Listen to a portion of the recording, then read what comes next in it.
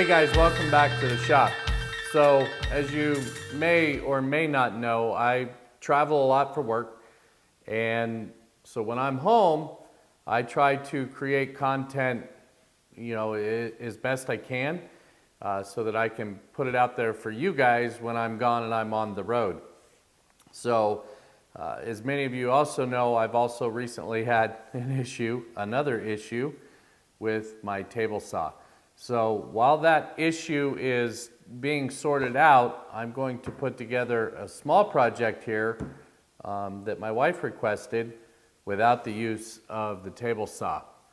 Now, there's some videos coming up that will still show that table saw, and I don't know if that table saw will be here when I complete those videos or not. That still remains to be seen.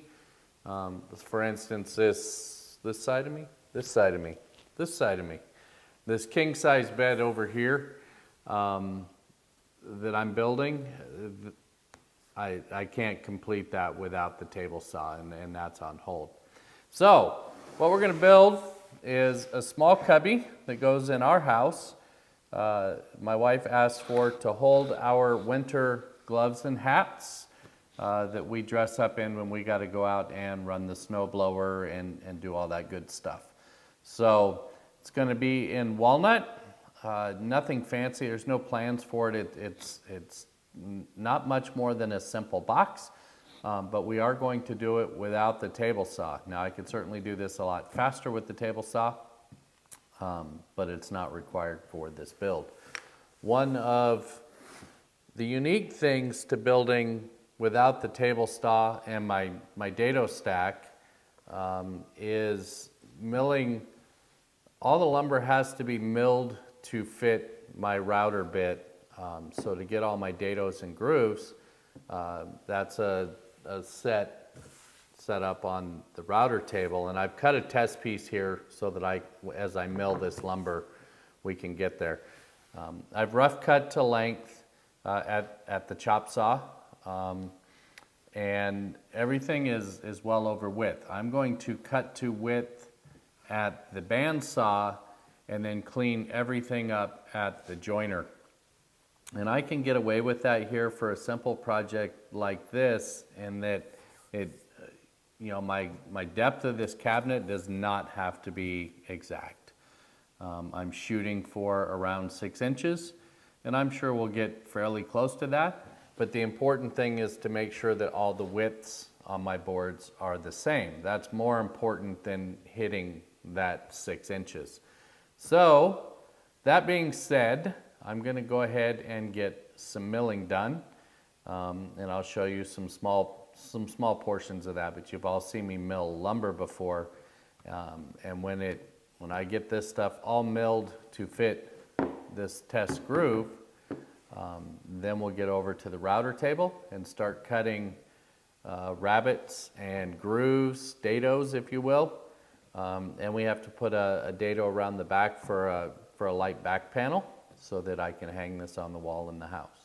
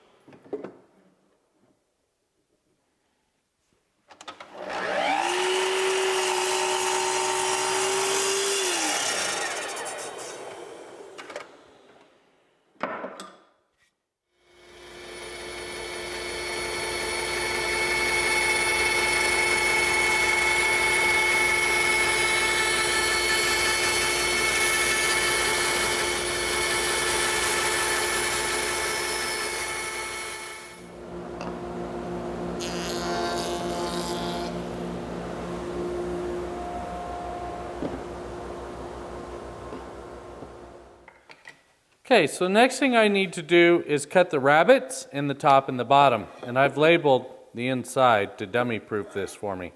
So I've set up the router table and a backer board to help prevent some of that tear out. And all I'm going to do is get these routed.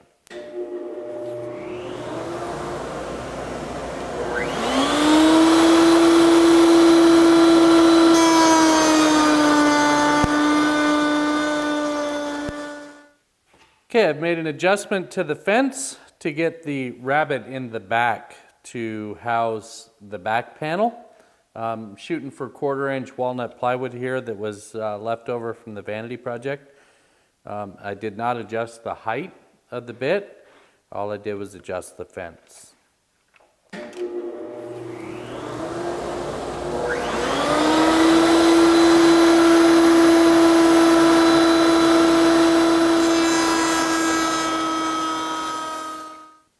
Okay, I've reset up and made sure my fence was square and marked on my piece where I'm actually going to route this groove. This is one of 2 grooves that go in here.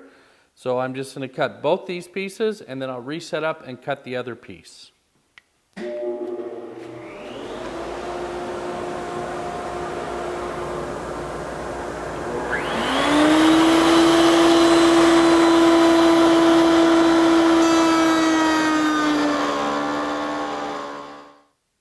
Okay, so I'm reset up for the second groove now. Just going to go ahead and get that cut.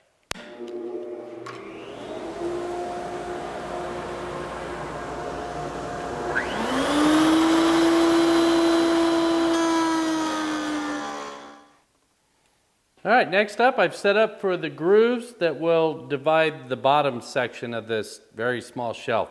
So all I'm going to do is get that routed now. All right, so there's a good dry fit, and that's all it is just a dry fit. And that should work really well for holding a couple of pair of gloves and a couple of small stocking caps where we hang our stuff. So I'm going to go ahead and get this glued up, off camera, get it clamped up, and I'll see you guys in a couple hours when we throw some finish on it and a back. Okay, a little change in plans. Since this is such a small case, and I got to thinking about having to finish inside of this small case, I'm going to go ahead and pre-finish the inside first. I'm going to hit it with a couple of coats of General Finishes Armor Seal, and then I'll come back and get to the glue up. Okay, so there's the glove and hat caddy, I guess it is, all done. I did pre-finish the back at the same time that I pre-finished these inside parts.